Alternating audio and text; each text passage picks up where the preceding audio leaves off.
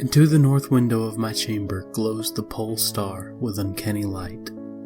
All through the long hellish hours of blackness it shines there.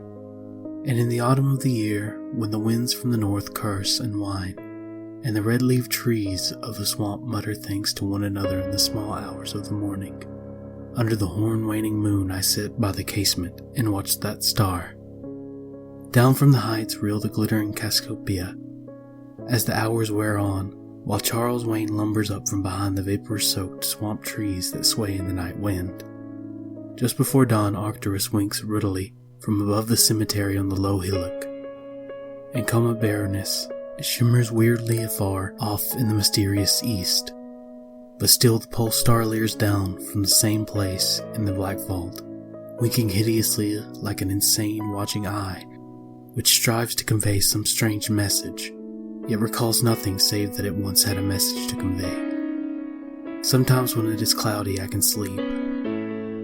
Well do I remember the night of the great aurora, when over the swamp played the shocking coruscations of demon light. After the beams came clouds, and then I slept. And it was under a horn-waning moon that I saw the city for the first time. Still and somnolent did it lie, on a strange plateau in a hollow betwixt strange peaks. Of ghastly marble were its walls and its towers, its columns, domes, and pavements. In the marble streets were marble pillars, the upper parts of which were carven into the images of grave, bearded men. The air was warm and stirred not, and overhead, scarce 10 degrees from the zenith, glowed that watching pole star. Long did I gaze on the city, but the day came not. When the red Aldebaran, which blinked low in the sky but never set, had crawled a quarter of the way around the horizon, I saw light and motion in the houses and the streets. Forms strangely robed, but at once noble and familiar, walked abroad, and under the horn-waning moon men talked wisdom in a tongue which I understood, though it was unlike any language I had ever known. And when the red Aldebaran had crawled more than halfway around the horizon, there were again darkness and silence. When I awaked I was not as I had been.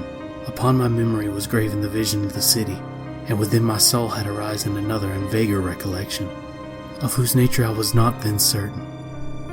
Thereafter, on the cloudy nights when I could sleep, I saw the city often, sometimes under the horn-waning moon, and sometimes under the hot yellow rays of the sun which did not set, but which wheeled low around the horizon. And on the clear nights the pole star leered as never before. Gradually I came to wonder what may be my place in the city on the strange plateau betwixt strange peaks. At first content to view the scene as an all-observant, uncorporeal presence, I now desire to define my relation to it, and to speak my mind amongst the grave men who converse each day in the public squares. I said to myself, this is no dream, for by what means can I prove the greater reality of the other life in the house of stone and brick, south of the sinister swamp, and the cemetery on the low hillock, where the pole star peers into my north window each night. One night as I listened to the discourse in the large square containing many statues, I felt a change, and perceived that I had at last a bodily form, nor was I a stranger in the streets of Olathoë, which lies on the plateau of Sarkis, betwixt the peaks of Noton and Cataphonic. It was my friend Olathoë who spoke, and his speech was one that pleased my soul, for it was the speech of a true man and patriot. That night had the news come of Dicus' fall, and of the advance of the Enotos, squat, hellish, yellow fiends who 5 years ago had appeared out of the unknown west to ravage the confines of our kingdom, and finally to besiege our towns. Having taken the fortified places at the front of the mountains, their way now lay open to the plateau, unless every citizen could resist with the strength of 10 men, for the squat creatures were mighty in the arts of war, and knew not the scruples of honor which held back our tall gray-eyed men of Lamar from ruthless conquest. Olathoë, my friend, was commander of all the forces on the plateau, and in him lay the last hope of our country. On this occasion he spoke of the perils to be faced, and exhorted the men of Olathoë, bravest of the Lamarians, to sustain the traditions of their ancestors, who were forced to move southward from Zabna before the advance of the great ice sheets, even as our descendants must someday flee from the land of Lamar. valiantly and victoriously swept aside the hairy long-armed cannibal, Nofekex, that stood in their way. To me, Alos denied a warrior's part, for I was feeble and given to strange feignings when subjected to stress and hardships.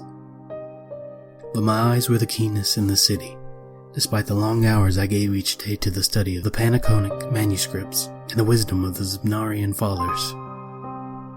So my friend, desiring not to doom me to inaction, rewarded me with a duty which was second to nothing in importance.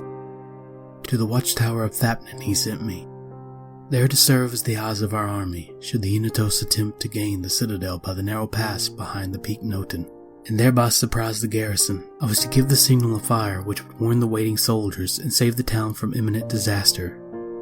Alone I mounted the tower, for every man of stout body was needed in the passes below. My brain was sore, dazed with excitement and fatigue, for I had not slept in many days. Yet was my purpose firm, for I loved my native land of Lamar, and the marble city of Olathoë, that lies betwixt the peaks of Noten and Cataphonic. But as I stood in the tower's topmost chamber, I beheld the horn-waiting moon, red and sinister, quivering through the vapors that hovered over the distant valley of Banoff. And through an opening in the roof glittered the pale pole star, fluttering as if alive, and leering like a fiend and tempter. Methought its spirit whispered evil counsel, soothing me to treacherous somnolence with a damnable rhythmical promise which it repeated over and over. Slumber watcher till the spears, 26,000 years, have revolved and I return to the spot where I now burn. Other stars anon shall rise to the axis of the skies, stars that soothe and stars that bless with a sweet forgetfulness. Only when my round is o'er shall the past disturb thy door.